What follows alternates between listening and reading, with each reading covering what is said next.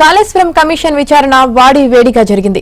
Medigadda, Annaram, Sundilla బ్యారేజీల locations ఎందుకు మార్చారని justice PC Ghosh ప్రశ్నించారు. ఎవరి సూచనలతో లొకేషన్స్ మార్చారని కమిషన్ చీఫ్ అడిగారు. పనులు ఆలస్యంగా చేసినందుకు ఏజెన్సీలపై ఎప్పుడైనా పెనాల్టీలు వేశారా అని కమిషన్ ప్రశ్నించింది.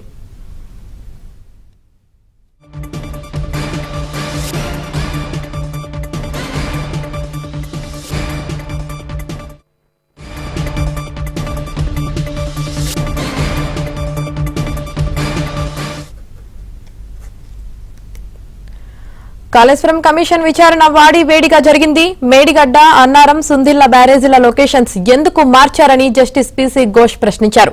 ఎవరి సూచనలతో లొకేషన్స్ మార్చారని కమిషన్ చీఫ్ అడిగారు. పనులు ఆలస్యంగా చేసినందుకు ఏజెన్సీలపై ఎప్పుడైనా పెనాల్టీలు వేశారా అని కమిషన్ ప్రశ్నించింది. ఇక విచారణకు సంబంధించి పూర్తి సమాచారం మా ప్రతినిధి నర్సింగ్రావు అందిస్తారు. నర్సింగ్రావు, యామిని, దాదాపుగా నెల రోజుల విరామం తర్వాత తిరిగి ఈ రోజు నుంచి కాళేశ్వరం కమిషన్ విచారణని ప్రారంభించింది. ఈరోజు ఈ విచారణకి ప్రస్తుత ఈఎన్సీ నీటిపారుదల శాఖ ఈఎన్సీ హరిరామ్తో పాటుగా రిటైర్డ్ ఈఎన్సీలు ఇద్దరు హాజరయ్యారు. ఒకటి మురళీధర్ రావు, మరొకరు నల్లా వెంకటేశ్వర్లు హాజరయ్యారు. వారితో పాటుగా మరొక సిఈ కూడా, రిటైర్డ్ సిఈ కూడా ఈ విచారణకి హాజరయ్యారు.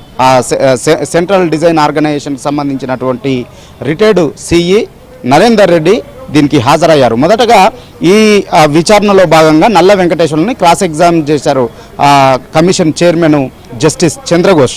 వాస్తవానికి గతంలోనే వీరందరినీ కూడా ఒక మారు విచారణ చేశారు కాళేశ్వరం కమిషన్ చైర్మన్. కానీ అప్పుడు మొదటగా అఫిడవిట్లు తీసుకున్నారు, ఆ తర్వాత క్రాస్ ఎగ్జామిన్ చేశారు. అయితే విచారణ సందర్భంగా అఫిడవిట్లో ఇచ్చిన దానికి కొన్ని భిన్నమైనటువంటి సమాధానాలు ఇచ్చినటువంటి నేపథ్యంలో మరోమారు ఈరోజు వీళ్ళని విచారణకి ఆహ్వానించారు, విచారణకు పిలిచారు, విచారణ చేశారు.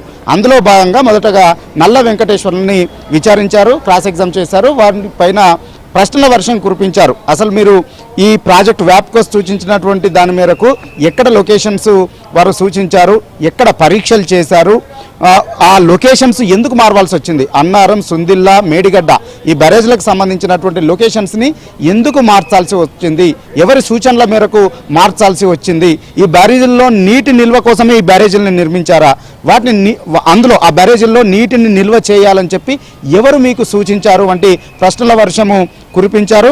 అందులో ఈ బ్యారేజీలకు సంబంధించినటువంటి అంశంలో చాలా వరకు ఈరోజు హాజరైనటువంటి అధికారులు అయితే తమకు గుర్తులేదనేటువంటి సమాధానాలు చెప్పారు.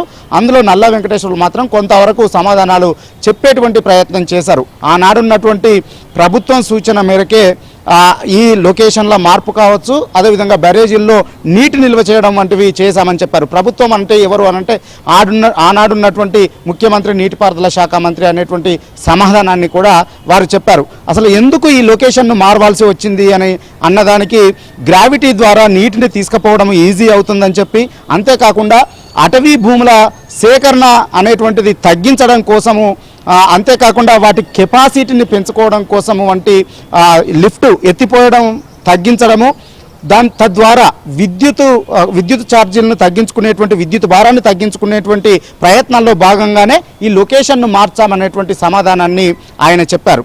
ఇక ఈరోజు విచారణకు హాజరైనటువంటి మరొక ఈఎన్సీ మురళీధర్ రావు అయితే కమిషన్ అడిగిన ఏ ప్రశ్నకు కూడా ఆయన తెలియదు, గుర్తులేదు అనేటువంటి సమాధానాలు చెప్పారు, మర్చిపోయాననేటువంటి సమాధానాలు చెప్పారు. ఆయన ఏ ప్రశ్న అడిగినప్పటికీ కూడా దాదాపుగా అన్నింటికి, ఒకటి రెండు ప్రశ్నలకు మినహాయిస్తే అన్నింటికీ కూడా తాను మర్చిపోయాననేటువంటి సమాధానమే చెప్పారు. ఈ క్రమంలో ఆయన జస్టిస్ పీసీ ఘోష్ కొన్ని సెటైర్లు కూడా వేశారు, కొన్ని సూచనలు కూడా చేశారు. అసలు మీరు అన్నీ మర్చిపోయామని చెప్తా ఉన్నారు, ఎందుకు మీరు అసలు ఎప్పుడు రిటైర్ అయ్యారనేటువంటి ప్రశ్నను సంధించారు. గత ఏడాది 2024 ఫిబ్రవరిలో తాను రిటైర్ అయ్యారనేటువంటి సమాధానాన్ని మురళీధర్ చెప్పారు. మరి ఒక ఏడాది కాలంలోనే అన్ని విషయాల్ని మర్చిపోతే ఎట్లా, తాను జడ్జిగా ఇచ్చినటువంటి జడ్జిమెంట్లకు సంబంధించి తనకు ఇప్పటికీ అన్ని గుర్తున్నాయి, ఎందుకు మీకు మర్చిపోతున్నా అంటే జ్ఞాపక శక్తి తగ్గింది అనేటువంటి సమాధానాన్ని చెప్పారు. పుస్తకాలు చదవడం వల్ల కొంత జ్ఞాపక శక్తి మెరుగవుతుంది అనేటువంటి సూచనని జస్టిస్ ఘోష్ చేశారు. ఇక ఈ కంపోనెంట్స్, బ్యారేజీల కంపోనెంట్స్కి సంబంధించి ఖర్చు ఎంత, కాస్ట్ ఎంత అనేటువంటి ప్రశ్నకి మురళీధర్ రావు 8-9 కోట్లు అని చెప్పి సమాధానం చెప్పారు. కానీ మీరు సమర్పించినటువంటి అఫిడవిట్లో 13 కోట్లకు పైగా అని చెప్పి అఫిడవిట్ సమర్పించారు అని చెప్పి అఫిడవిట్ను అతనికి చూపించి ప్రశ్నించారు. సో ఈ సందర్భంగా ఆయన దానికి సర్ది చెప్పి సమాధానం చెప్పబోయేటువంటి క్రమంలో జస్టిస్ ఘోష్ అయితే కొంత అసహనాన్ని వ్యక్తం చేశారు, ఆగ్రహాన్ని వ్యక్తం చేశారు.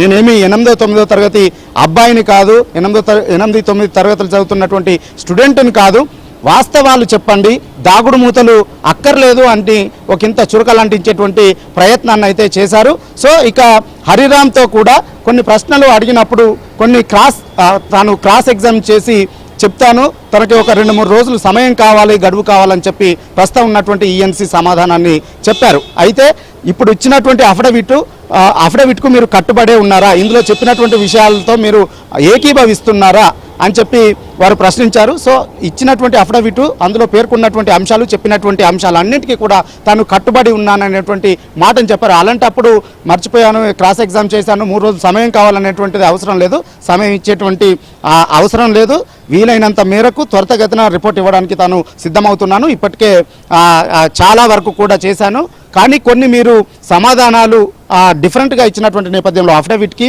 మీరు విచారణలో ఇచ్చినటువంటి సమాధానాలు కొంత భిన్నంగా ఉన్నటువంటి నేపథ్యంలోనే మరొక మారు పిలిచాను అనేటువంటి మాటను చెప్పారు. సో మీరు అఫిడవిట్కు కట్టుబడి ఉంటే వాటినే మేము సమాధానంగా స్వీకరిస్తామనేటువంటి మాటను చెప్పారు. సో ఇక మరొక అధికారి సిఈని కూడా పిలిచి అడుగుతున్నటువంటి క్రమంలో తాను కూడా గుర్తుకు లేదనేటువంటి సమాధానాలే చెప్పారు. సో వారి దగ్గర నుంచి కూడా అఫిడవిట్లో ఇచ్చినటువంటి వాటికే కట్టుబడి ఉన్నారా అనేటువంటి మాట అడిగారు, దానికి కూడా తాను కట్టుబడి ఉన్నాననేటువంటి సమాధానం చెప్పారు. సో మొత్తంగా ఓవరాల్గా చూసుకుంటేనైతే ఈ రోజు జరిగినటువంటి విచారణలో జస్టిస్ ఘోష్ అయితే కొంత ప్రశ్నల వర్షం కురిపించారు, చాలా వరకు సమాధానాలని దాటేసేటువంటి ప్రయత్నాలనే ఈరోజు హాజరైనటువంటి అధికారులు చేశారని చెప్పొచ్చు.